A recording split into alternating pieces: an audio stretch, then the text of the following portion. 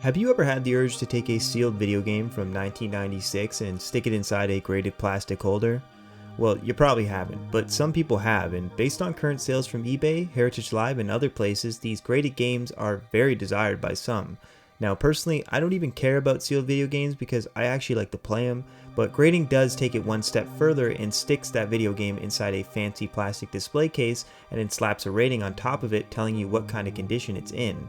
Now, like many things in life, this whole new area of expensive collectibles opens up a lot of problems, and I thought this video would be a good way of looking at the downsides of graded video games and why I personally won't touch them with a 10-foot pole. Let's get into it.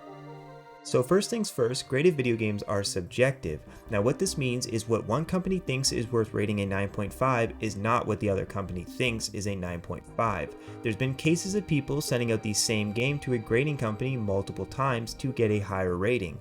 Like take a look at this video where a dude sends out a Zelda GBA game which has a rating of 75, and then when he gets it back 8 weeks later after sending it out again, it's magically gone up to an 85. This just proves how subjective grading is, and how you are really taking one person's rating as if it actually means anything.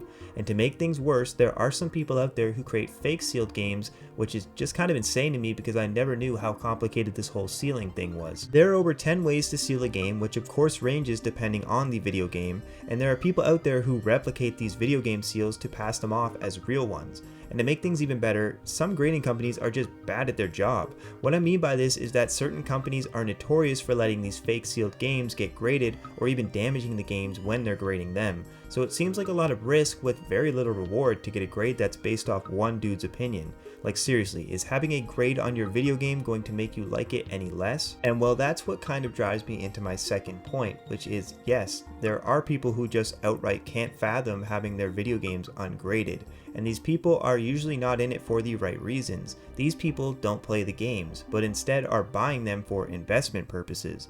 And this to me is by far one of the dumbest things you can do. Just take a look at how much some people lose on buying these graded games for what they think they are worth. Like Mizkif, for example, who managed to lose tens of thousands of dollars on his graded games. And why is that, you might be wondering? And well, the answer is actually pretty simple. Because graded video games are inflated, subjective, and the value is just all over the place. And it certainly doesn't help when the people who sell these graded video games like Heritage Auctions are literally being sued for supposedly collaborating with a grading company to pump up prices.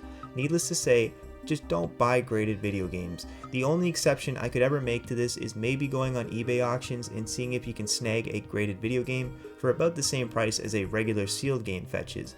But even then, you just don't know what you're getting. It could be an empty box inside, it could be tampered with, and most importantly, you can't play it. Which leads me into my final issue with graded video games, which is you can't play them. When you get a complete in box open video game graded, it's never getting played again. You've just taken that game out of circulation.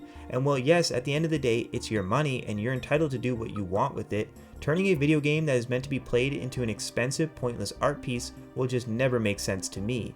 I know many other retro video game YouTubers have criticized graded video games for raising the market and creating unneeded inflation, but this is just something that's kind of hard to prove and other content creators have already gone over it.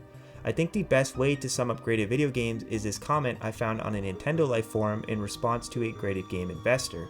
Video games aren't something to buy and sit on. You get a game and you do absolutely nothing with it because you do not appreciate it for the piece of art it is, because what you see is an opportunity to get some money in the distant future when the value of the game increases. The reason I like this quote is because video games are meant to be played and enjoyed. And yes, there will always be people out there who want to make things into expensive art pieces. It's still important to enjoy what you have and not let it sit inside of a plastic case. And with that said, that's the end of my video. Please let me know what you think about the graded video games topic, and please subscribe as it does mean a lot. And with that said, I hope you have an amazing day. Bye.